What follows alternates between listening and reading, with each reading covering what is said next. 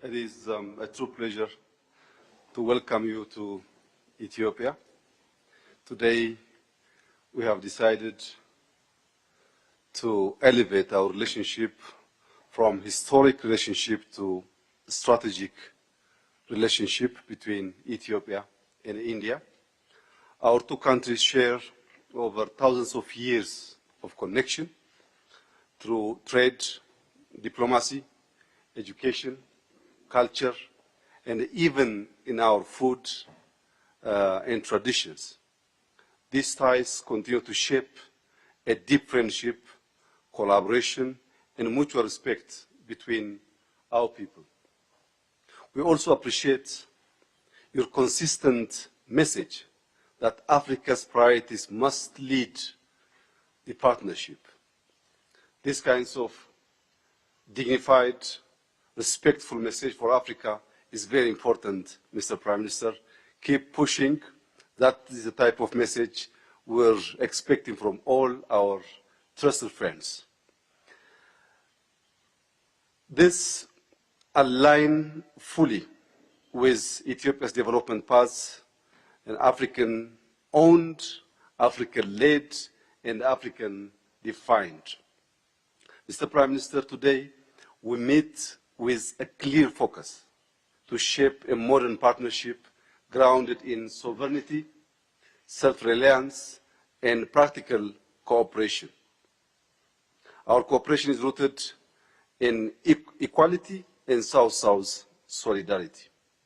We see strong alignment between our homegrown philosophy. Both countries emphasize national capacity, inclusive development, and partnership that respects independence. Mr. Prime Minister, our economy, Ethiopian economy, is performing strongly. Last year, we grew 9.2%, and this year we're expecting 10.3% GDP growth. Besides GDP growth, our FDI inflow is also rising big time, and India is a leading source for our FDI. We have more than 615 Indian companies which is investing in Ethiopia. This all gives our cooperation a strong foundation of trust. I think our decision today that we elevate our historic relationship to strategic relationship is the right decision. Mr. Prime Minister, it's a great joy to have you here in Ethiopia. Thank you very much for visiting us. I hope in the next session we're going to discuss some specific issues. Thank you, Mr. Prime Minister. Excellency, my brother, my friend, Ethiopia की यात्रा करके सच में मुझे बहुत खुशी हो रही है। ये इथियोपिया का मेरा पहला दौरा है, लेकिन यहाँ कदम रखते ही मुझे अपनेपन और गहरी आत्मीयता का उसका बहुत गहरा अनुभव हुआ है।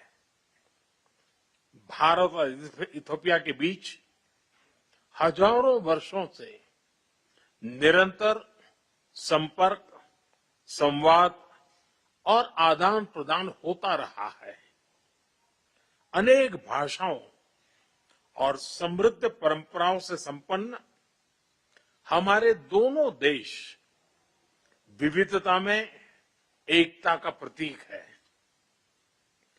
दोनों देश शांति और मानव कल्याण के प्रति प्रतिबद्ध लोकतांत्रिक शक्तियां हैं। हम ग्लोबल साउथ के सहयात्री भी हैं और साझेदार भी हैं।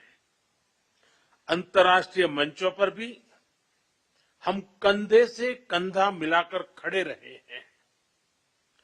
अफ्रीकन यूनियन का मुख्यालय इथियोपिया में होना इथियोपिया को अफ्रीकी डिप्लोमेसी का मीटिंग पॉइंट बनाता है।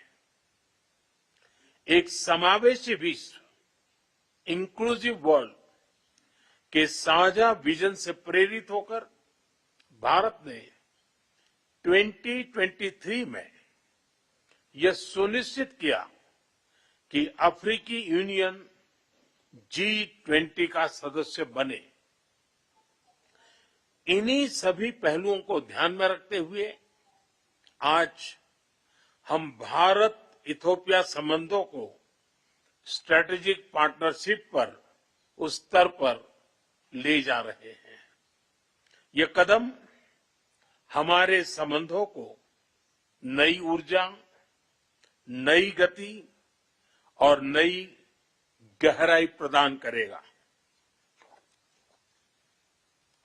भविष्य की अपार संभावनाओं को साकार करने के लिए एक स्पष्ट रोडमैप तैयार होगा। आज हमें हमारे सहयोग के प्रमुख आयामों जैसे economy, innovation, technology, defence, health, capacity building और मल्टीलेटरल कोऑपरेशन पर विचार विमर्श करने का मौका मिला। मुझे खुशी है कि आज हमने भारत में इथियोपिया के लिए स्टूडेंट स्कॉलरशिप को डबल करने का निर्णय लिया है। एक्सेलेंसी, पहलगाम आतंकी हमले पर आपकी संवेदनाओं और आतंकवाद के विरुद्ध हमारी लड़ाई में आपके समर्थन के लिए आपका बहुत बहुत आभार। और आतंकवाद के खिलाफ हमारी लड़ाई में मित्र देशों का साथ होना ये बहुत ही मायने रखता है। एक बार फिर मैं आपका, मेरा और मेरे डेलीगेशन का इतना भव्य स्वागत करने के लिए हृदय से बहुत बहुत आभार व्यक्त करता हूं। तो ये अपने आप में आपने